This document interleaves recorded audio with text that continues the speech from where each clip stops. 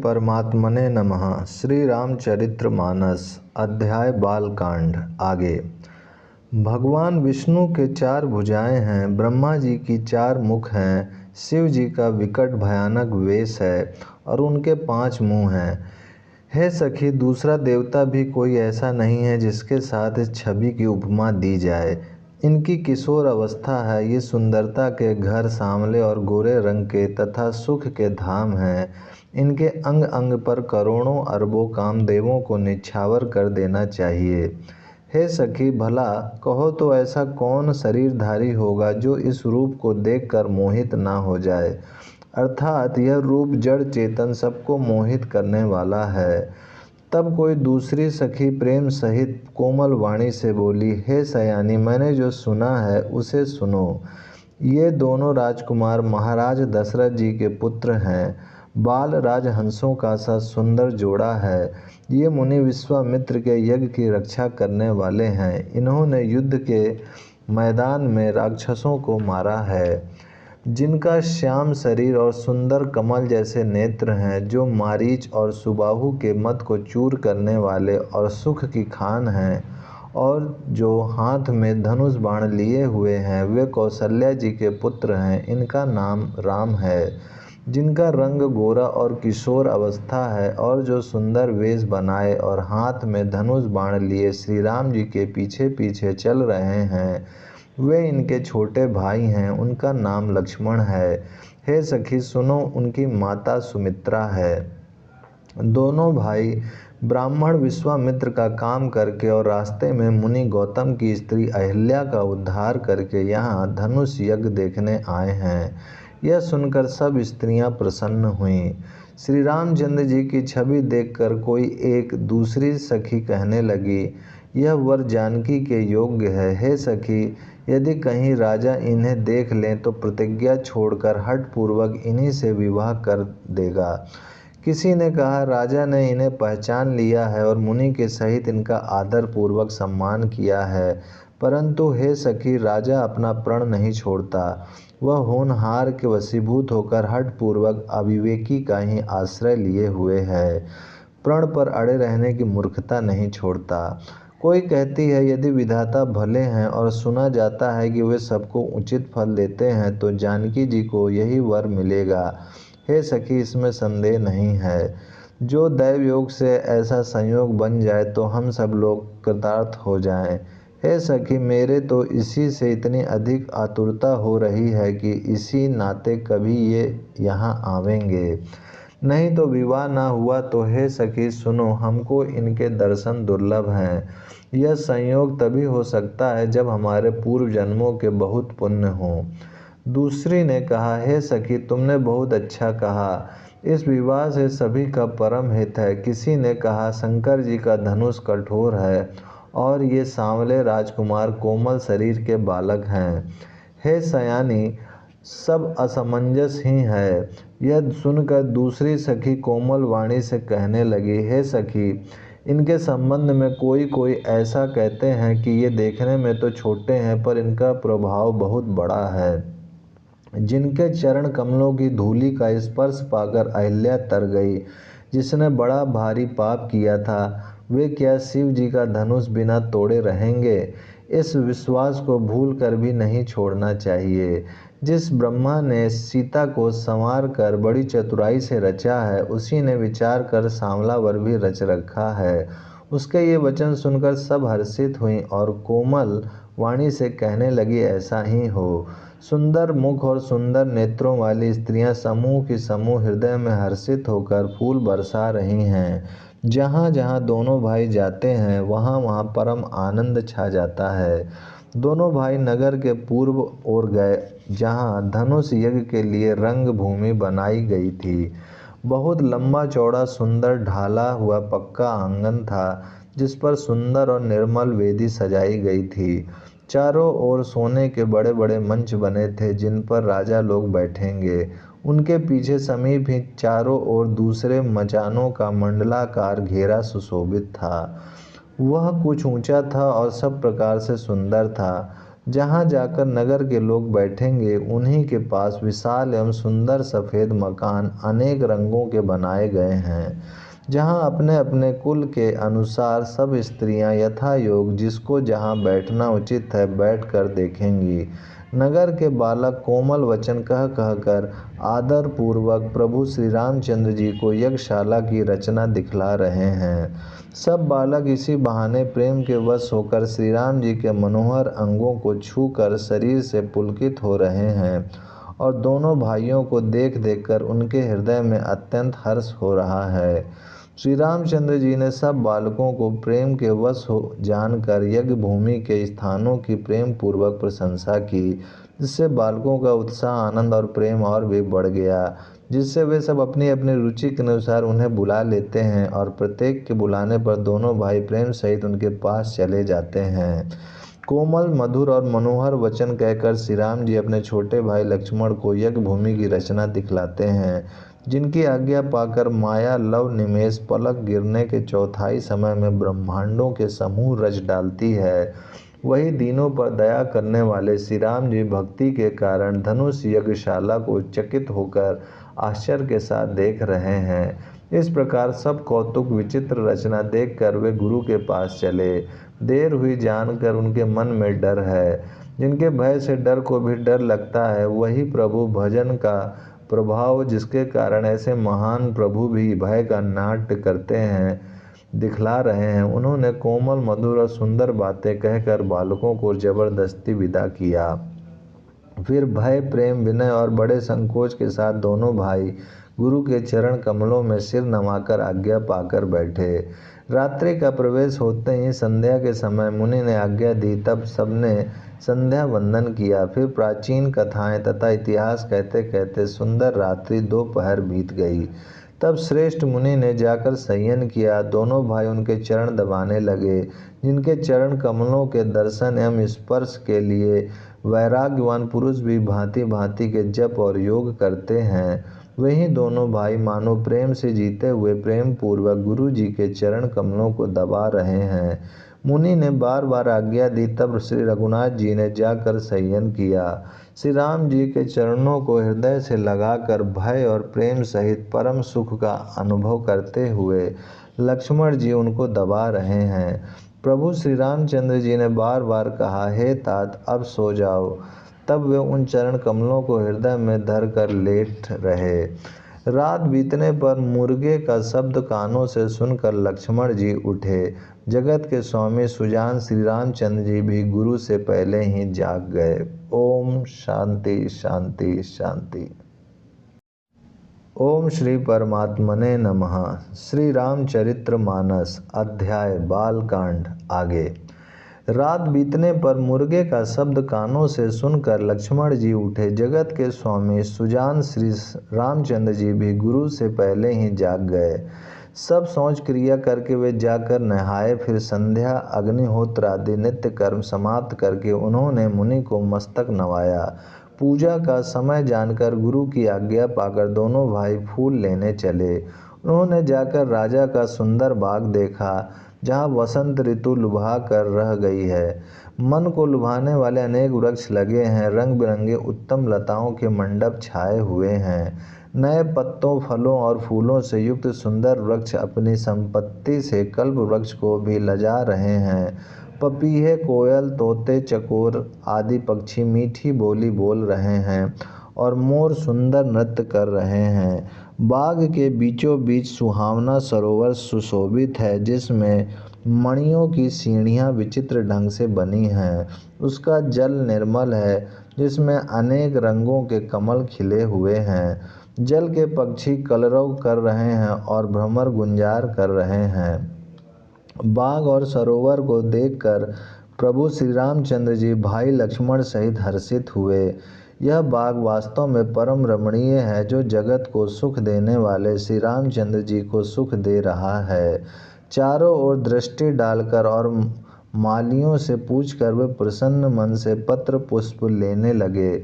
उसी समय सीता जी वहां आईं। माता ने उन्हें गिरिजा पार्वती जी की पूजा करने के लिए भेजा था। साथ में सब सुंदरी और सयानी सखियां हैं जो मनोहर वाणी से गीत गा रही हैं। सरोवर के पास गिरिजा जी का मंदिर सुशोभित है जिसका वर्णन नहीं किया जा सकता। देखकर मन मोहित हो जाता है। सखियों सहित सरोवर में स्नान करके सीता जी प्रसन्न मन से गिरिजा जी के मंदिर में गईं। उन्होंने बड़े प्रेम से पूजा की और अपने योग्य सुंदर वर मांगा। एक सखी सीता जी का साथ छोड़कर फुलवाड़ी देखने चली गई थी। उसने जाकर दोनों भाइयों को देखा और प्रेम में विह्वल होकर वह सीता जी के पास आई। सखियों ने उसकी दशा देखी कि उसका शरीर पुलकित है और नेत्रों में जल भरा भरा है। सब कोमल वाणी से पूछने लगे कि अपनी प्रसन्नता का कारण बता। उसने कहा, दो राजकुमार बाग देखने आए हैं, किशोर अवस्था के हैं और सब प्रकार से सुंदर हैं। वे सांवले और गोरे रंग के हैं। उनके सौंदर्य को मैं कैसे बखान कर कहूँ। वाणी बिना नेत्र की है और नेत्रों के वाणी नहीं है। यह सुनकर और सीता जी के हृदय में बड़ी उत्कंठा जानकर सब सयानी सखियां प्रसन्न हुई। तब एक सखी कहने लगी, हे सखी, ये वही राजकुमार है जो सुना है कि कल विश्वामित्र मुनि के साथ आए हैं और जिन्होंने अपने रूप की मोहनी डालकर नगर के स्त्री पुरुषों को अपने वश में कर लिया है। जहाँ तहाँ सब लोग उन्हीं की छवि का वर्णन कर रहे हैं। अवश्य चलकर उन्हें देखना चाहिए, वे देखने ही योग्य हैं। उसके वचन सीता जी को अत्यंत ही प्रिय लगे और दर्शन के लिए उनके नेत्र अकुला उठे। उसी प्यारी सखी को आगे करके सीता जी चली। पुरानी प्रीति को कोई लख नहीं पाता। नारद जी के वचनों का स्मरण करके सीता जी के मन में पवित्र प्रीति उत्पन्न हुई। वे चकित होकर सब ओर इस तरह देख रही हैं मानो डरी हुई मृग छावनी इधर उधर देख रही हो। कंकड़, हाथों के कड़े करधनी और पायजेब के शब्द सुनकर श्री रामचंद्र जी हृदय में विचार कर लक्ष्मण से कहते हैं, यह ध्वनि ऐसी आ रही है मानो कामदेव ने विश्व को जीतने का संकल्प करके डंके पर चोट मारी है। ऐसा कहकर श्री रामचंद्र जी ने फिर कर उस ओर देखा। श्री सीता जी के मुख रूपी चंद्रमा को निहारने के लिए उनके नेत्र चकोर बन गए। सुंदर नेत्र स्थिर हो गए, टकटकी लग गई, मानो नीमि जनक जी के पूर्वज ने, जिनका सबकी पलकों में निवास माना गया है। लड़की दामाद के मिलन प्रसंग को देखना उचित नहीं, इस भाव से सकुचा कर पलकें छोड़ दी, पलकों में रहना छोड़ दिया, जिससे पलकों का गिरना रुक गया। सीता जी की शोभा देखकर श्री राम जी ने बड़ा सुख पाया। हृदय में वे उसकी सराहना करते हैं किंतु मुख से वचन नहीं निकलते। वह शोभा ऐसी अनुपम है मानो ब्रह्मा ने अपनी सारी निपुणता को मूर्ति मानकर संसार को प्रकट करके दिखा दिया हो। वह सीता जी की शोभा सुंदरता को भी सुंदर करने वाली है। वह ऐसी मालूम होती है मानो सुंदरता रूपी घर में दीपक की लौ जल रही हो। अब तक सुंदरता रूपी भवन में अंधेरा था, वह भवन मानो सीता जी की सुंदरता रूपी दीप शिखा को पाकर जगमगा उठा है, पहले से भी अधिक सुंदर हो गया है। सारी उपमाओं को तो कवियों ने जूठा कर रखा है, पर जनक नंदिनी श्री सीता जी की किससे उपमा दूं। इस प्रकार हृदय में सीता जी की शोभा का वर्णन करके और अपनी दशा को विचार कर प्रभु श्री रामचंद्र जी पवित्र मन से अपने छोटे भाई लक्ष्मण से समय अनुकूल वचन बोले, हे तात, यह वही जनक जी की कन्या है जिसके लिए धनुष यज्ञ हो रहा है। सखियां इसे गौरी पूजन के लिए ले आई हैं। यह फुलवाड़ी में प्रकाश करती हुई फिर रही हैं। उसकी अलौकिक सुंदरता देखकर स्वभाव से ही पवित्र मेरा मन क्षुब्ध हो गया है। वह सब कारण अथवा उसका सब कारण तो विधाता जाने, किंतु हे मेरे भाई सुनो, मैं मंगलदायक दाहिने अंग फड़क रहे हैं। रघुवंशियों का यह सहज जन्मगत स्वभाव है कि उनका मन कभी कुमार्ग पर पैर नहीं रखता। मुझे तो अपने मन का अत्यंत ही विश्वास है कि जिसने जागृत की कौन कहे स्वप्न में भी पराई स्त्री पर दृष्टि नहीं डाली है, रण में शत्रु जिनकी पीठ नहीं देख पाते, अर्थात जो लड़ाई के मैदान से भागते नहीं, पराई स्त्रियां जिनके मन और दृष्टि को नहीं खींच पाती, और भिखारी जिनके यहाँ से नहीं पाते, खाली हाथ नहीं लौटते, ऐसे श्रेष्ठ पुरुष संसार में थोड़े हैं। यूँ श्री रामचंद्र जी छोटे भाई से बातें कर रहे हैं, पर मन सीता जी के रूप में लुभाया हुआ उनके मुख रूपी कमल के छवि रूप मकरंद रस को भंवरे की तरह पी रहा है। सीता जी चकित होकर चारों ओर देख रही हैं। मन इस बात की चिंता कर रहा है कि राजकुमार कहाँ चले गए।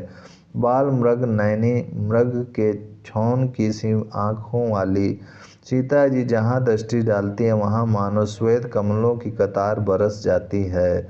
तब सखियों ने लता की ओट में सुंदर श्याम और गौर कुमारों को दिखलाया। उनके रूप को देखकर नेत्र ललचा उठे।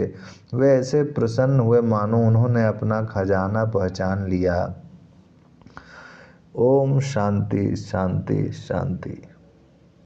ओम श्री परमात्मने नमः। श्री रामचरितमानस अध्याय बालकांड आगे। श्री रघुनाथ जी की छवि देखकर नेत्र थकित निश्चल हो गए, पलकों ने भी गिरना छोड़ दिया। अधिक स्नेह के कारण शरीर विहल बेकाबू हो गया, मानो शरद ऋतु के चंद्रमा को चकोरी बेसुध हुई देख रही हो। नेत्रों के रास्ते श्री रामचंद्र जी को हृदय में लाकर चतुर शिरोमणि जानकी जी ने पलकों के किवाड़ लगा दिए, अर्थात नेत्र मूंदकर उनका ध्यान करने लगीं। जब सखियों ने सीता जी को प्रेम के वश जाना तब वे मन में सकुचा गईं, कुछ कह नहीं सकती थीं। उसी समय दोनों भाई लता मंडप कुंज में से प्रकट हुए, मानो दो निर्मल चंद्रमा बादलों के पर्दों को हटाकर निकले हों। दोनों सुंदर भाई शोभा की सीमा है, उनके शरीर की आभा नीले और पीले कमल की सी है। सिर पर सुंदर मोरपंख सुशोभित है, उनके बीच बीच में फूलों की कलियों के गुच्छे लगे हैं। माथे पर तिलक और पसीने की बूंदें शोभायमान हैं। कानों में सुंदर भूषणों की छवि छाई है। टेढ़ी भवें और घुंघरैले बाल हैं। नए लाल कमल के समान रत्नारे लाल नेत्र हैं। ठोड़ी नाक और गाल बड़े सुंदर हैं और हंसी की शोभा मन को मोल लिए लेती है। मुख की छवि तो मुझसे कही ही नहीं जाती, जिसे देखकर बहुत से कामदेव लजा जाते हैं। वक्ष स्थल पर मणियों की माला है, शंख के सदृश सुंदर गला है। कामदेव के हाथी के बच्चे की सूंड के समान उतार चढ़ाव वाली एवं कोमल भुजाएं हैं, जो बल की सीमा है। जिसके बाएं हाथ में फूलों सहित दोना है। हे सखी, वह सांवला कुंवर तो बहुत ही सलोना है। सिंह की सी पतली लचीली कमर वाले पीताम्बर धारण किए हुए शोभा और शील के भंडार सूर्य कुल के भूषण श्री रामचंद्र जी को देखकर सखियां अपने आप को भूल गईं। एक चतुर सखी धीरज धरकर हाथ पकड़कर सीता जी से बोली, गिरिराज जी का ध्यान फिर कर लेना, इस समय राजकुमार को क्यों नहीं देख लेती। तब सीता जी ने सकुचा कर नेत्र खोले और रघुकुल के दोनों सिंहों को अपने सामने खड़े देखा। नख से सीका तक श्री रामचंद्र जी की शोभा देखकर और फिर पिता का प्रण याद करके उनका मन बहुत क्षुब्ध हो गया। जब सखियों ने सीता जी को परवश प्रेम के वश देखा तब सब भयभीत होकर कहने लगे, बड़ी देर हो गई, अब चलना चाहिए, कल इसी समय फिर आएंगी। ऐसा कहकर एक सखी मन में हंसी। सखी की यह रहस्य भरी वाणी सुनकर सीता जी सकुचा गई। देर हो गई जान उन्हें माता का भय लगा। बहुत धीरज धरकर वे श्री रामचंद्र जी को हृदय में ले आईं और उनका ध्यान करती हुई अपने को पिता के अधीन जानकर लौट चलीं। मृग पक्षी और वृक्षों को देखने के बहाने सीता जी बार बार घूम जाती हैं और श्री राम जी की छवि देख देखकर उनका प्रेम कम नहीं बढ़ रहा है, अर्थात बहुत ही बढ़ता जाता है। शिव जी के धनुष को कठोर जानकर वे विषुरति मन में विलाप करती हुई हृदय में श्री राम जी की सांवली मूर्ति को रखकर चलीं। शिव जी के धनुष की कठोरता का स्मरण आने से उन्हें चिंता होती थी कि ये सुकुमार रघुनाथ जी उसे कैसे तोड़ेंगे। पिता के प्रण की स्मृति उनके हृदय में क्षोभ था ही, इसीलिए मन में विलाप करने लगीं। प्रेमवश ऐश्वर्य की विस्मृति हो जाने से ही ऐसा हुआ। फिर भगवान के बल का स्मरण आते ही वे हर्षित हो गईं और सांवली छवि को हृदय में धारण करके चलीं। प्रभु श्री रामचंद्र जी ने जब सुख, स्नेह, शोभा और गुणों की खान श्री जानकी जी को जाती हुई जाना, तब परम प्रेम की कोमल स्याही बनकर उनके स्वरूप को अपने सुंदर चित्ररूपी भित्ति पर चित्रित कर लिया। सीता जी पुनः भवानी जी के मंदिर में गईं और उनके चरणों की वंदना करके हाथ जोड़कर बोलीं, हे श्रेष्ठ पर्वतों के राजा हिमाचल की पुत्री पार्वती, आपकी जय हो, जय हो। हे महादेव जी के मुख रूपी चंद्रमा की ओर टकटकी लगाकर देखने वाली चकोरी, आपकी जय हो। हे हाथी के मुख वाले गणेश जी और 6 मुख वाले स्वामी कार्तिकेय जी की माता, हे जगत जननी, हे बिजली की सी कांति युक्त शरीर वाली, आपकी जय हो। आपका ना आदि है, ना मध्य है और ना अंत है। आपके असीम प्रभाव को वेद भी नहीं जानते।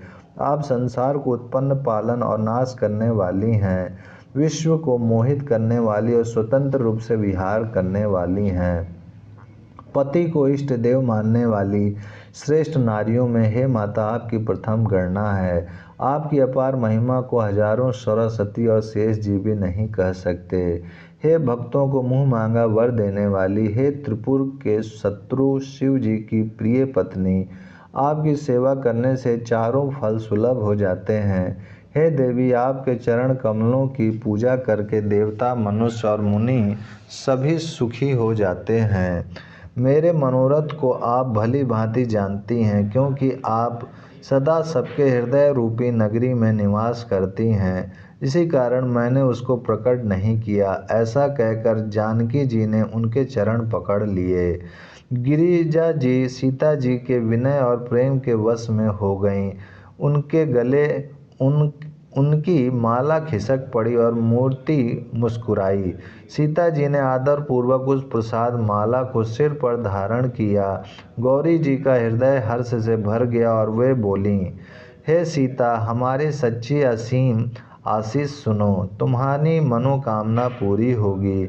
नारद जी का वचन सदा पवित्र, संशय, भ्रम और आदि दोषों से रहित और सत्य है। जिसमें तुम्हारा मन अनुरक्त हो गया है वही वर तुमको मिलेगा। जिसमें तुम्हारा मन अनुरक्त हो गया है वही स्वभाव से ही सुंदर सांवला वर श्री रामचंद्र जी तुमको मिलेंगे। वह दया का खजाना और सुजान सर्वज्ञ हैं, तुम्हारे शील और स्नेह को जानता है। इस प्रकार श्री गौरी जी का आशीर्वाद सुनकर जानकी जी समेत सब सखियां हृदय में हर्षित हुईं। तुलसीदास जी कहते हैं, भवानी जी को बार बार पूजकर सीता जी प्रसन्न मन से राजमहल को लौट चलीं। ओम शांति शांति शांति।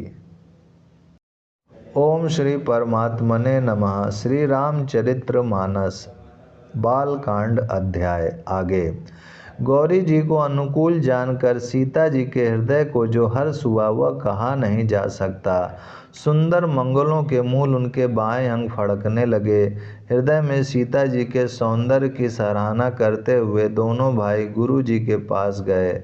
श्री रामचंद्र जी ने विश्वामित्र जी से सब कुछ कह दिया, क्योंकि उनका सरल स्वभाव है, छल तो उसे छूता भी नहीं है। फूल पाकर मुनि ने पूजा की, फिर दोनों भाइयों को आशीर्वाद दिया कि तुम्हारे मनोरथ सफल हों। यह सुनकर श्री राम लक्ष्मण सुखी हुए। श्रेष्ठ विज्ञानी मुनि विश्वामित्र जी भोजन करके कुछ प्राचीन कथाएं कहने लगे। इतने में दिन बीत गया और गुरु की आज्ञा पाकर दोनों भाई संध्या करने चले। उधर पूर्व दिशा में सुंदर चंद्रमा उदय हुआ। श्री रामचंद्र जी ने उसे सीता के मुख के समान देखकर सुख पाया। फिर मन में विचार किया कि यह चंद्रमा सीता जी के मुख के समान नहीं है। खारे समुद्र में तो इसका जन्म, फिर उसी समुद्र से उत्पन्न होने के कारण विष इसका भाई। दिन में यह मलिन, शोभाहीन, निस्तेज रहता है और कलंकी काले दाग से युक्त है। बेचारा गरीब चंद्रमा सीता जी के मुख की बराबरी कैसे पा सकता है।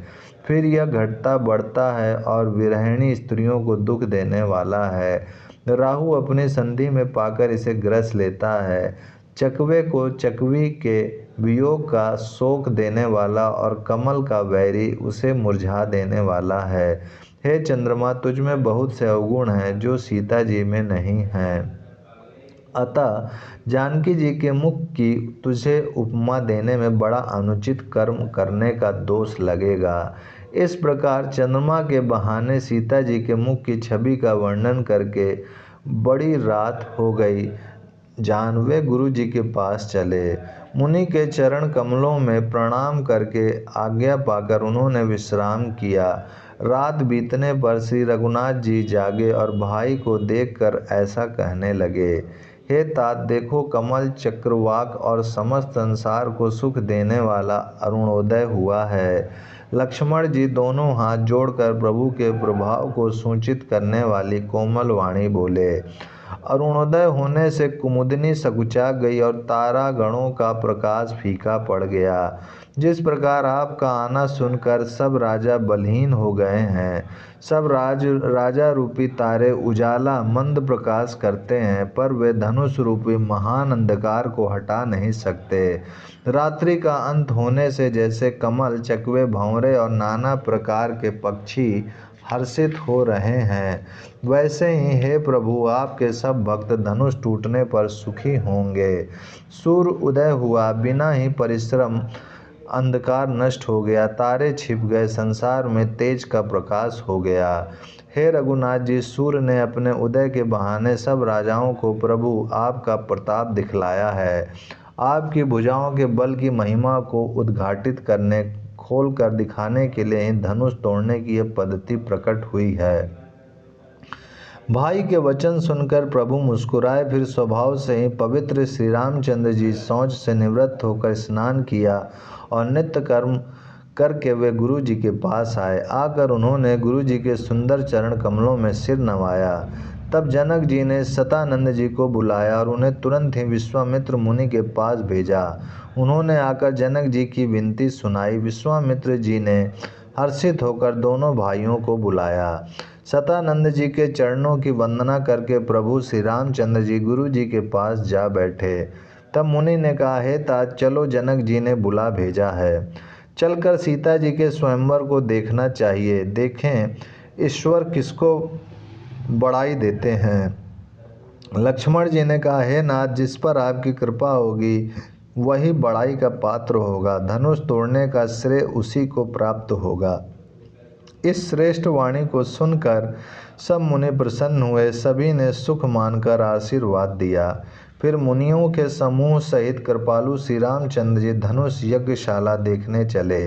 दोनों भाई रंगभूमि में आए हैं, ऐसी खबर जब सब नगर वासियों ने पाई, तब बालक, जवान, बूढ़े, स्त्री, पुरुष सभी घर और काम काज को भुलाकर चल दिए। जब जनक जी ने देखा कि बड़ी भीड़ हो गई है, तब उन्होंने सब विश्वास पात्र सेवकों को बुलवा लिया और कहा, तुम लोग तुरंत सब लोगों के पास जाओ और सब किसी को यथा योग आसन दो। उन सेवकों ने कोमल और नम्र वचन कहकर उत्तम, मध्यम, नीच और लघु सभी श्रेणी के स्त्री पुरुषों को अपने अपने यथा योग स्थान पर बैठाया। उसी समय राजकुमार राम और लक्ष्मण वहां आए। वे ऐसे सुंदर हैं मानो साक्षात मनोहरता ही उनके शरीरों पर छा रही हो। सुंदर, सांवला और गोरा उनका शरीर है। वे गुणों के समुद्र, चतुर और उत्तम वीर हैं। वे राजाओं के समाज में ऐसे सुशोभित हो रहे हैं मानो तारा गणों के बीच दो पूर्ण चंद्रमा हो। जिनकी जैसी भावना थी, प्रभु की मूर्ति उन्होंने वैसी ही देखी। महान रणधीर राजा लोग श्री रामचंद्र जी के रूप को ऐसा देख रहे हैं मानो स्वयं वीर रस शरीर धारण किए हुए हो। कुटिल राजा प्रभु को देखकर डर गए मानो बड़ी भयानक मूर्ति हो। छल से जो राक्षस वहां राजाओं के वेश में बैठे थे, उन्होंने प्रभु को प्रत्यक्ष काल के समान देखा। नगर निवासियों ने दोनों भाइयों को मनुष्यों के भूषण रूप और नेत्रों को सुख देने वाला देखा। स्त्रियां हृदय में हर्षित होकर अपनी अपनी रुचि के अनुसार उन्हें देख रही हैं, मानो श्रृंगार रस ही परम अनुपम मूर्ति धारण किए सुशोभित हो रहा हो। विद्वानों को प्रभु विराट रूप में दिखाई दिए, जिसके बहुत से मुंह, हाथ, पैर, नेत्र और सिर हैं। जनक जी के सजातीय कुटुंबी प्रभु को किस तरह कैसे प्रिय रूप में देख रहे हैं, जैसे सगे सज्जन संबंधी प्रिय लगते हैं। जनक समेत रानियां उन्हें अपने बच्चे के समान देख रही हैं। उनकी प्रीति का वर्णन नहीं किया जा सकता। योगियों को वे शांत, शुद्ध, सम और स्वतः प्रकाश परम तत्व के रूप में दिखे।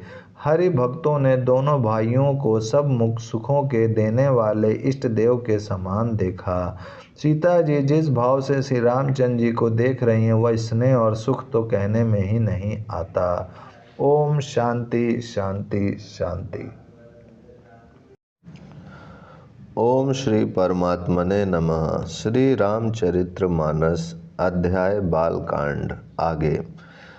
उस स्नेह और सुख का वे हृदय में अनुभव कर रही हैं, पर वे भी उसे कह नहीं सकती। फिर कोई कभी उसे किस प्रकार कह सकता है। इस प्रकार जिसका जैसा भाव था उसने कौशलाधीश श्री रामचंद्र जी को वैसा ही देखा। सुंदर, सांवले और गोरे शरीर वाले तथा विश्व भर के नेत्रों को चुराने वाले कौशलाधीश के कुमार राज समाज में इस प्रकार सुशोभित हो रहे हैं। दोनों मूर्तियां स्वभाव से ही बिना किसी बनाव श्रृंगार के मन को हरने वाली हैं। करोड़ों कामदेवों की उपमा भी उनके लिए तुच्छ है। उनके सुंदर मुख शरद पूर्णिमा के चंद्रमा की भी निंदा करने वाले, उसे नीचा दिखाने वाले हैं, और कमल के समान नेत्र मन को बहुत ही भाते हैं। सुंदर चितवन सारे संसार के मन को हरने वाले कामदेव के भी मन को हरने वाले हैं।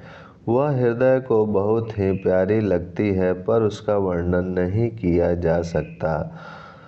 सुंदर गाल हैं, कानों में चंचल झूमते हुए कुंडल हैं, ठोड़ी और अधर ओठ सुंदर हैं, कोमल वाणी है, हंसी चंद्रमा की किरणों का तिरस्कार करने वाली है, भवें टेढ़ी और नासिका मनोहर है, ऊंचे चौड़े ललाट पर तिलक झलक रहे हैं, दीप्तमान हो रहे हैं। काले घुंघराले बालों को देखकर भंवरों की पंक्तियां भी लजा जाती हैं। पीली चौकोनी टोपियां सिरों पर सुशोभित हैं, जिनके बीच बीच में फूलों की कलियां बनाई काढ़ी हुई हैं। शंख के समान सुंदर गोल गले में मनोहर 3 रेखाएं हैं, जो मानो तीनों लोकों की सुंदरता की सीमा को बता रही है। हृदयों पर गजमुक्ताओं को सुंदर कंठे और तुलसी की मालाएं सुशोभित हैं। उनके कंधे बैलों के कंधे की तरह ऊंचे तथा पुष्ट हैं। खड़े होने की शान सिंह की सी है और भुजाएं विशाल एवं बल की भंडार है। कमर में तरकस और पीताम्बर बांधे हैं। दाहिने हाथ में बाण और बाएं सुंदर कंधों पर धनुष तथा पीले यज्ञोपवीत जनेऊ सुशोभित है। नख से लेकर शिखा तक सब अंग सुंदर है। उन पर महान शोभा छाई हुई है। उन्हें देखकर सब लोग सुखी हुए। नेत्र एकटक निमेष शून्य है और तारे पुतलियां भी नहीं चलते।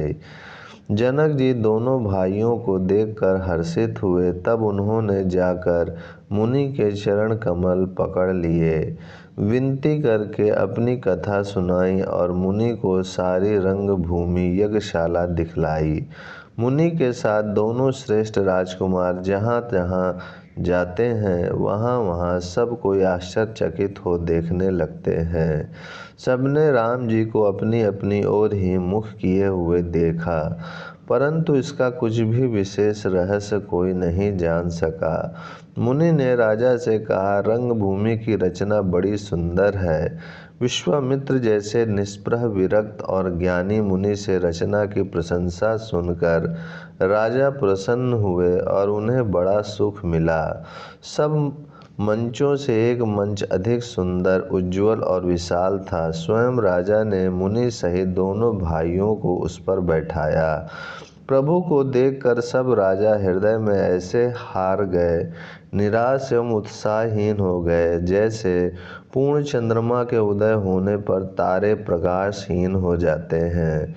उनके तेज को देखकर सबके मन में ऐसा विश्वास हो गया कि श्री रामचंद्र जी ही धनुष को तोड़ेंगे, इसमें संदेह नहीं।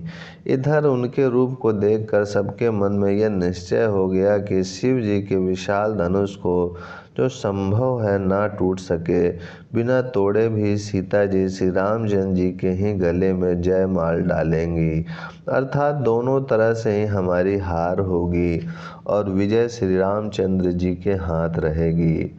यूँ सोचकर वे कहने लगे, हे भाई, ऐसा विचार कर यश, प्रताप, बल और तेज गंवाकर अपने अपने घर चलो। दूसरे राजा जो अविवेक से अंधे हो रहे थे और अभिमानी थे, यह बात सुनकर बहुत हंसे। उन्होंने कहा, धनुष तोड़ने पर भी विवाह होना कठिन है, अर्थात सहज ही में हम जानकी को हाथ से जाने नहीं देंगे। फिर बिना तोड़े तो राजकुमारी को ब्याह ही कौन सकता है। काल ही क्यों ना हो, एक बार तो सीता के लिए उसे भी हम युद्ध में जीत लेंगे। यह घमंड की बात सुनकर दूसरे राजा जो धर्मात्मा, हरि भक्त और सयाने थे, मुस्कुराए। उन्होंने कहा, राजाओं के गर्व दूर करके जो धनुष किसी से नहीं टूट सकेगा, उसे तोड़कर श्री रामचंद्र जी सीता जी को ब्याहेंगे। रही युद्ध की बात, सो महाराज दशरथ के रण में बांके पुत्रों को युद्ध में तो जीत ही कौन सकता है। गाल बजाकर व्यर्थ ही मत मरो, मन के लड्डुओं से भी कहीं भूख बुझती है। हमारी परम पवित्र निष्कपट सीख को सुनकर सीता जी को अपने जी में साक्षात जगत जननी समझो। उन्हें पत्नी रूप में पाने की आशा एवं लालसा छोड़ दो और श्री रघुनाथ जी को जगत का पिता परमेश्वर विचार कर नेत्र भरकर उनकी छवि देख लो। ऐसा अवसर बार बार नहीं मिलेगा। सुंदर, सुख देने वाले और समस्त गुणों की राशि ये दोनों भाई शिव जी के हृदय में बसने वाले हैं। स्वयं शिव जी भी जिन्हें सदा हृदय में छिपाए रखते हैं, वे तुम्हारे नेत्रों के सामने आ गए हैं।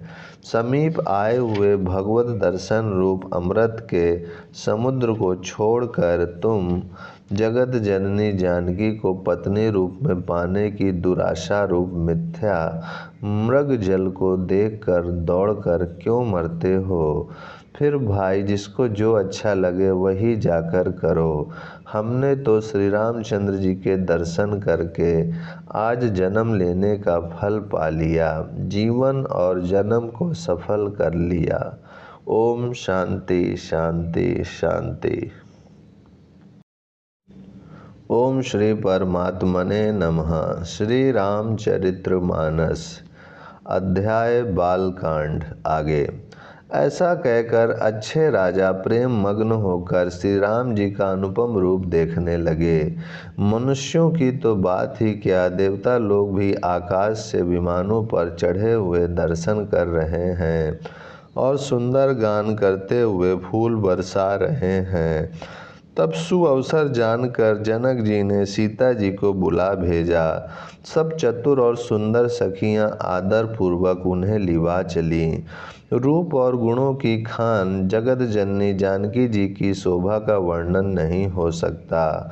उनके लिए मुझे काव्य की सब उपमाएं तुच्छ लगती हैं, क्योंकि वे लौकिक स्त्रियों के अंगों से अनुराग रखने वाली हैं, अर्थात वे जगत की स्त्रियों के अंगों को दी जाती हैं। काव्य की उपमाएं सब त्रिगुणात्मक माइक जगत से ली गई हैं। उन्हें भगवान की स्वरूपा शक्ति श्री जानकी जी के अप्राकृत चिन्मय अंगों के लिए प्रयुक्त करना, उनका अपमान करना और अपने को उपहासास्पद बनाना है। सीता जी के वर्णन में उन्हीं उपमाओं को देखकर कौन कुकवि कहलाए और अपयश का भागी बने, अर्थात सीता जी के लिए उन उपमाओं का प्रयोग करना सुकवि के पद से च्युत होना और अपकीर्ति मोल लेना है। कोई भी सु कभी ऐसी नादानी एवं अनुचित कार्य नहीं करेगा। यदि किसी स्त्री के साथ सीता जी की तुलना की जाए तो जगत में ऐसी सुंदर युवती है ही कहाँ जिसकी उपमा उन्हें दी जाए। पृथ्वी की स्त्रियों की तो बात ही क्या, देवताओं की स्त्रियों को भी यदि देखा जाए तो हमारी अपेक्षा कहीं अधिक दिव्य और सुंदर हैं। तो उनमें सरस्वती तो बहुत बोलने वाली हैं। पार्वती अर्धांगिनी है, अर्थात अर्ध नारी नटेश्वर के रूप में उनका आधा ही अंग स्त्री का है, शेष आधा अंग पुरुष शिव जी का है। कामदेव की स्त्री रति पति को बिना शरीर का अनंग जानकर बहुत दुखी रहती है, और जिनके विष और मद जैसे समुद्र से उत्पन्न होने के नाते प्रिय भाई हैं, उन लक्ष्मी के समान तो जानकी जी को कहा ही कैसे जाए। जिन लक्ष्मी जी की बात ऊपर कही गई है वे निकली थीं खारे समुद्र से, जिसको मथने के लिए भगवान ने अति कर्कश पीठ वाले कच्छप का रूप धारण किया। रस्सी बनाई गई महान विषधर वासुकी नाग की मथानी का कार्य किया अतिशय कठोर मंदराचल पर्वत ने, और उसे मथा सारे देवताओं और दैत्यों ने मिलकर। जिन लक्ष्मी को अतिशय शोभा की खान और अनुपम सुंदरी कहते हैं, उनको प्रकट करने में हेतु बने ये सब असुंदर और एवं स्वाभाविक ही कठोर उपकरण। ऐसे उपकरणों से प्रकट हुई लक्ष्मी श्री जानकी जी की समता को कैसे पा सकती हैं। हाँ, इसके विपरीत यदि छवि रूपी अमृत का समुद्र हो, परम रूपमय कच्छप हो, शोभा रूप रस्सी हो, श्रृंगार रस पर्वत हो, और उस छवि के समुद्र को स्वयं कामदेव अपने ही कर कमल से मथें, इस प्रकार का संयोग होने से जब सुंदरता और सुख की मूल लक्ष्मी उत्पन्न हो, तो भी कभी लोग उसे बहुत संकोच के साथ सीता जी के समान कहेंगे। जिस सुंदरता के समुद्र को कामदेव मथेगा वह सुंदरता भी प्राकृत लौकिक सुंदरता ही होगी, क्योंकि कामदेव स्वयं भी त्रिगुणमयी प्रकृति का ही विकार है। अतः उस सुंदरता को मत कर प्रकट की हुई लक्ष्मी भी उपयुक्त लक्ष्मी की अपेक्षा कहीं अधिक सुंदर और दिव्य होने पर भी होगी प्राकृत ही।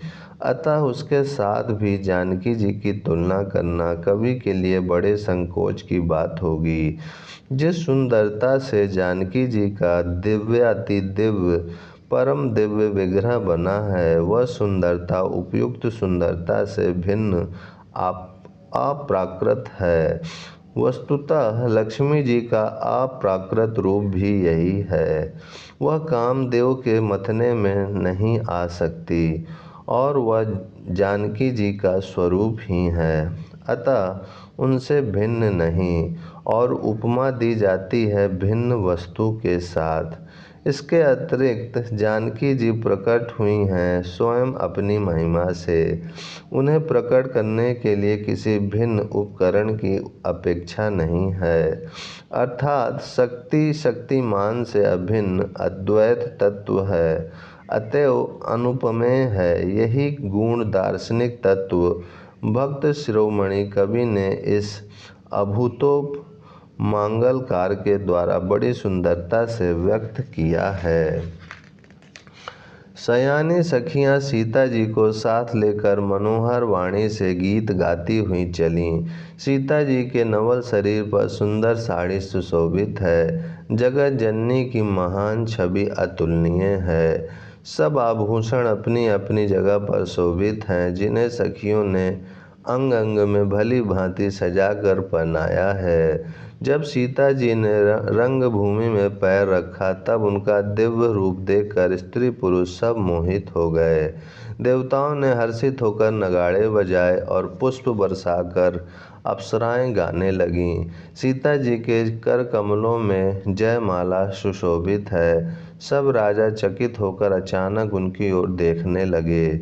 सीता जी चकित चित्त से श्री रामचंद्र जी को देखने लगीं। तब सब राजा लोग मोह के वश हो गए। सीता जी ने मुनि के पास बैठे हुए दोनों भाइयों को देखा तो उनके नेत्र अपना खजाना पाकर ललचाकर वहीं श्री रामचंद्र जी में जा लगे, स्थिर हो गए। परंतु गुरुजनों की लाज से तथा बहुत बड़े समाज को देखकर सीता जी सकुचा गईं। वे श्री रामचंद्र जी को हृदय में लाकर सखियों की ओर देखने लगीं। श्री रामचंद्र जी का रूप और सीता जी की छवि देखकर स्त्री पुरुषों ने पलक मारना छोड़ दिया। सब एकटक उन्हीं को देखने लगे। सभी अपने मन में सोचते हैं पर कहते सकुचाते हैं। मन ही मन वे विधाता से विनय करते हैं, हे विधाता, जनक की मूर्ता को शीघ्र हर लीजिए और हमारी ही ऐसी सुंदर बुद्धि उन्हें दीजिए कि जिससे बिना ही विचार किए राजा अपना प्रण छोड़कर सीता जी का विवाह श्री राम जी से कर दें। ओम शांति शांति शांति। ओम श्री परमात्मने नमः। श्री रामचरितमानस बालकांड अध्याय आगे। संसार उन्हें भला कहेगा क्योंकि यह बात सब किसी को अच्छी लगती है। हट करने से अंत में भी हृदय जलेगा। सब लोग इसी लालसा में मग्न हो रहे हैं कि जानकी जी के योग्य वर तो यह सांवला ही है। तब राजा जनक ने बंदी जनों भाटों को बुलाया। वे वृद्धावली वंशी कीर्ति गाते हुए चले आए। राजा ने कहा, जाकर मेरा प्रण सबसे कहो। भाट चले, उनके हृदय में कम आनंद न था।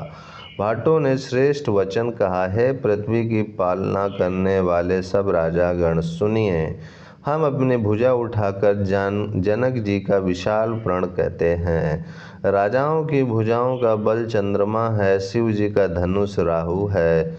वह भारी है, कठोर है, यह सबको विदित है। बड़े भारी योद्धा रावण और बाणासुर भी इस धनुष को देखकर गांवों से चुपके से चलते बने। उसे उठाना तो दूर रहा, छूने तक की हिम्मत ना हुई। उसी शिव जी के कठोर धनुष को आज इस राज समाज में जो भी तोड़ेगा, तीनों लोकों की विजय के साथ ही उसको जानकी जी बिना किसी विचार के हठ पूर्वक वरण करेंगी। प्रण सुनकर सब राजा ललचा उठे। जो वीरता के अभिमानी थे वे मन में बहुत तमतमाए, कमर कसकर अकुलाकर उठे और अपने इष्ट देवों को सिर नवाकर चले। वे तमक कर बड़े ताव से शिव जी के धनुष की ओर देखते हैं और फिर निगाह जमाकर उसे पकड़ते हैं। करोड़ों भांति से जोर लगाते हैं पर वह उठता ही नहीं। जिन राजाओं के मन में कुछ विवेक है वे धनुष के पास ही नहीं जाते। वे मूर्ख राजा तमक कर किटकिटा कर धनुष को पकड़ते हैं, परंतु जब नहीं उठता तो लजाकर चले जाते हैं। मानो वीरों की भुजाओं का बल पाकर वह धनुष अधिक अधिक भारी होता जाता है। तब 10,000 राजा एक ही बार धनुष को उठाने लगे तो भी वह उनके टाले नहीं टलता। शिव जी का वह धनुष कैसे नहीं टिकता था, जैसे कामी पुरुष के वचनों से सती का मन कभी चलायमान नहीं होता। सब राजा उपहास के योग्य हो गए, जैसे वैराग्य के बिना सन्यासी उपहास के योग्य हो जाता है। कीर्ति, विजय, बड़ी वीरता, इन सब को वे धनुष के हाथों बरबस हार कर चले गए। राजा लोग हृदय से हार कर श्रीहीन हतप्रभ हो गए और अपने अपने समाज में जा बैठे। राजाओं को असफल देखकर जनक अकुला उठे और ऐसे वचन बोले जो मानो क्रोध में सने हुए थे। मैंने जो प्रण ठाना था उसे सुनकर द्वीप द्वीप के अनेकों राजा आए। देवता और दैत्य भी मनुष्य का शरीर धारण करके आए तथा और भी बहुत से रणधीर वीर आए, परंतु धनुष को तोड़कर मनोहर कन्या, बड़ी विजय और अत्यंत सुंदर कीर्ति को पाने वाला मानो ब्रह्मा ने किसी को रचा ही नहीं। कहिए यह लाभ किसको अच्छा नहीं लगता, परंतु किसी ने भी शंकर जी का धनुष नहीं चढ़ाया। अरे भाई, चढ़ाना और तोड़ना तो दूर रहा, कोई तिल भर भूमि भी छुड़ा न सका। अब कोई वीरता का अभिमानी नाराज न हो। मैंने जान लिया पृथ्वी वीरों से खाली हो गई। अब आशा छोड़कर अपने अपने घर जाओ। ब्रह्मा ने सीता का विवाह लिखा ही नहीं। यदि प्रण छोड़ता हूँ तो पुण्य जाता है, इसलिए क्या करूँ, कन्याकुमारी ही रहे। यदि मैं जानता कि पृथ्वी वीरों से शून्य है तो प्रण करके उपहास का पात्र न बनता। जनक के वचन सुनकर सभी स्त्री पुरुष जानकी जी की ओर देखकर दुखी हुए, परंतु लक्ष्मण जी तमतमा उठे।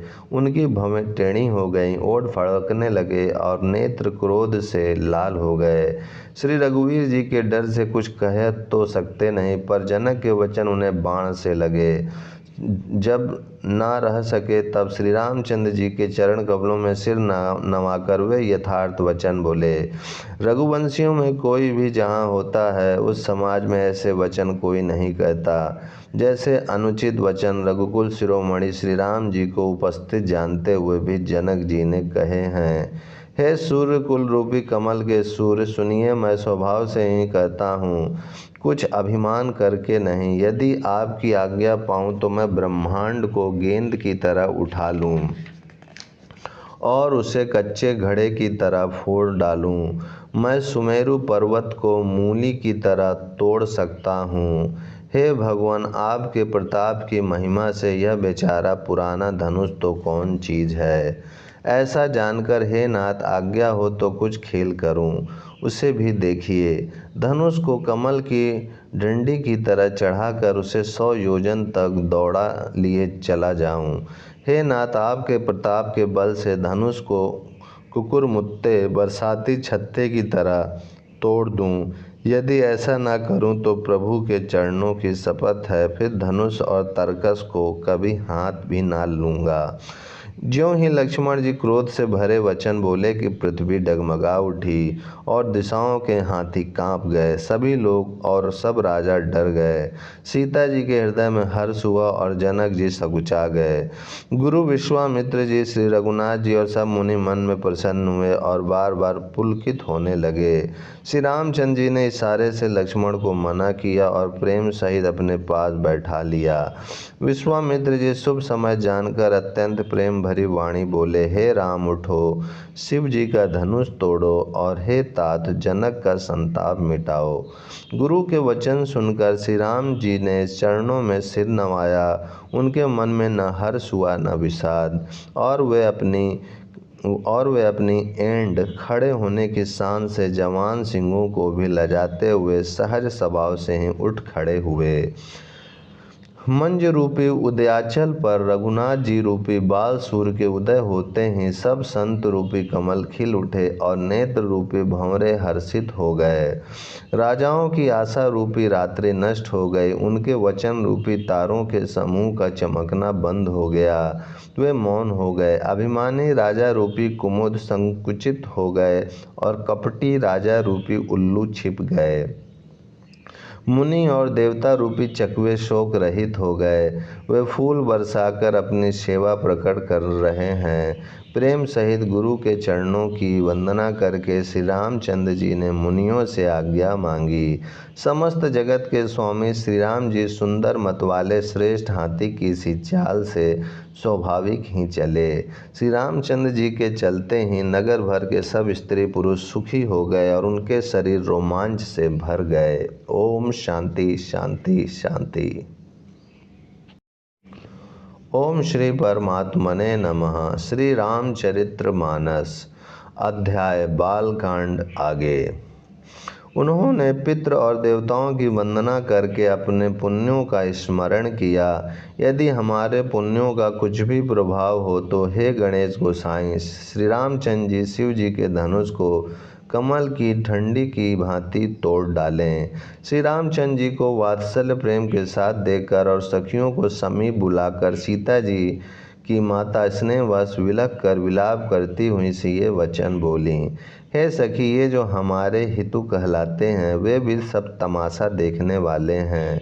कोई भी इनके गुरु विश्वामित्र जी को समझा कर नहीं कहता कि ये राम जी बालक हैं, इनके लिए ऐसा हट अच्छा नहीं।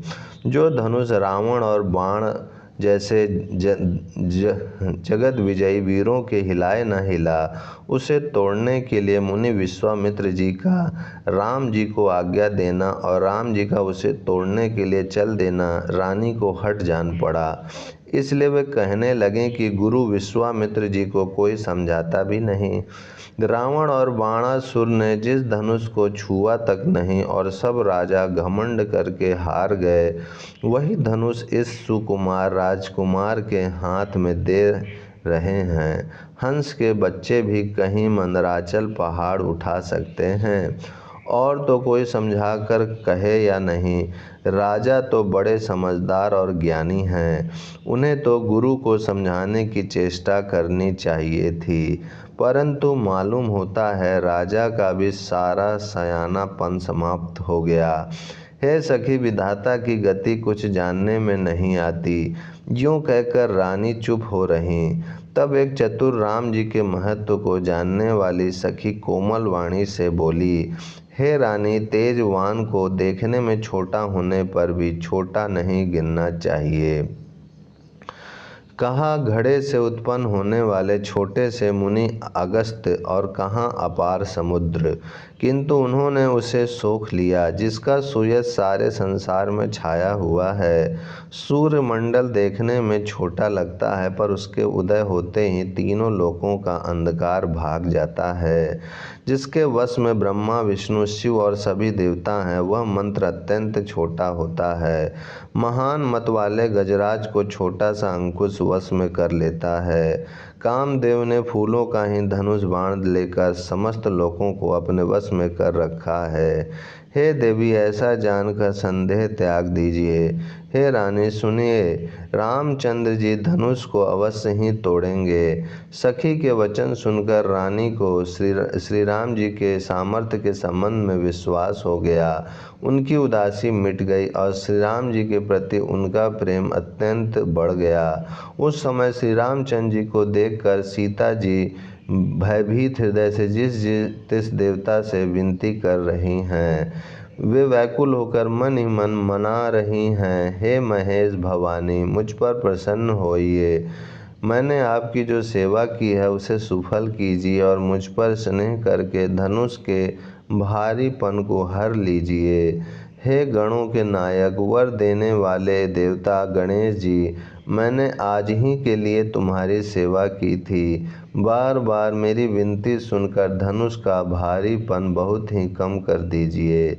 श्री रघुनाथ जी की ओर देख देख कर सीता जी धीरज धरकर देवताओं को मना रही हैं। उनके नेत्रों में प्रेम के आंसू भरे हैं और शरीर में रोमांच हो रहा है। अच्छी तरह नेत्र भरकर श्री राम जी की शोभा देखकर फिर पिता के प्रण का स्मरण करके सीता जी का मन क्षुब्ध हो उठा। वे मन ही मन कहने लगी, अहो पिताजी ने बड़ा ही कठिन हठ ठाना है। वे लाभ हानि कुछ भी नहीं समझ रहे हैं। मंत्री डर रहे हैं, इसीलिए कोई उन्हें सीख भी नहीं देता। पंडितों की सभा में यह बड़ा अनुचित हो रहा है। कहाँ तो वज्रश्रेय भी बढ़कर कठोर धनुष और कहाँ ये कोमल शरीर किशोर श्याम सुंदर। हे विधाता, मैं हृदय में किस तरह धीरज धरूं?